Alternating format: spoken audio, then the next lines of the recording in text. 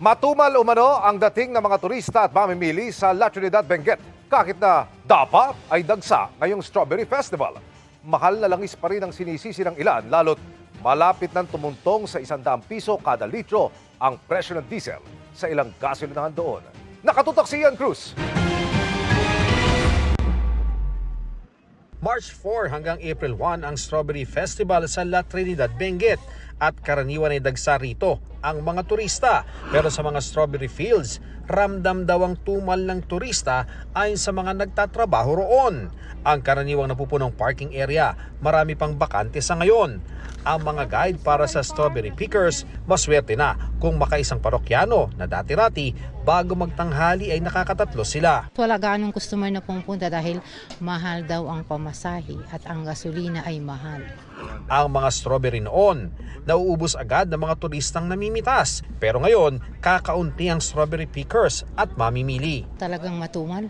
Pati bentahan, sir, hindi kami makabenta. Kaya yung ibang strawberry namin, dinadala na lang sa yung namimili sa palengke. O pero mababa din ang presyo. Medyo konti po ang tao ngayon, matumal. Kasi siyempre, mahal na ang gasolina, magta-travel malayo. Napansin nyo, walang gaano pumapanik. Oo, ngayon nga wala. Hindi pa masabi ng pamahalang panlalawigan kung ilang porsyento ang nawalang turista dahil sa oil price hike. Pero makikita naman daw ito sa kakaunting sasakyan sa La Trinidad na sentro ng Benguet. Kita ang manipis sa sasakyan sa kuha ng drone sa main road ng La Trinidad. Sa tourism, siguradong tatamaan yan kasi siyempre isa-isa sa taas ng fuel, lahat naman affected yan eh. So titingnan natin ito kasi ngayon nasa Strawberry Festival tayo ng La Trinidad. Makita ko yung mga kalsada natin, hindi ganun karami yung sasakyan.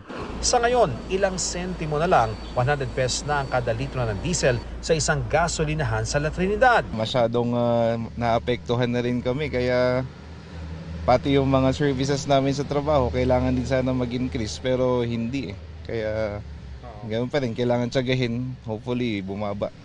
May mga gasolinahan sa La Trinidad na nasa 87 hanggang 89 pesos ang kada litro ng diesel. Pero si Reynan, nagpakarga sa gasolinahang nasa 99 pesos per liter ang bentahan. Medyo malayo na yun sa akin. Dito lang ako.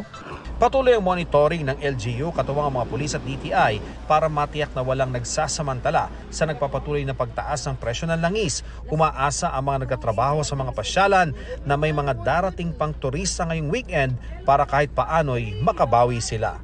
Para sa GMA Integrated News, Ian Cruz, Nakatutok, 24 Oras.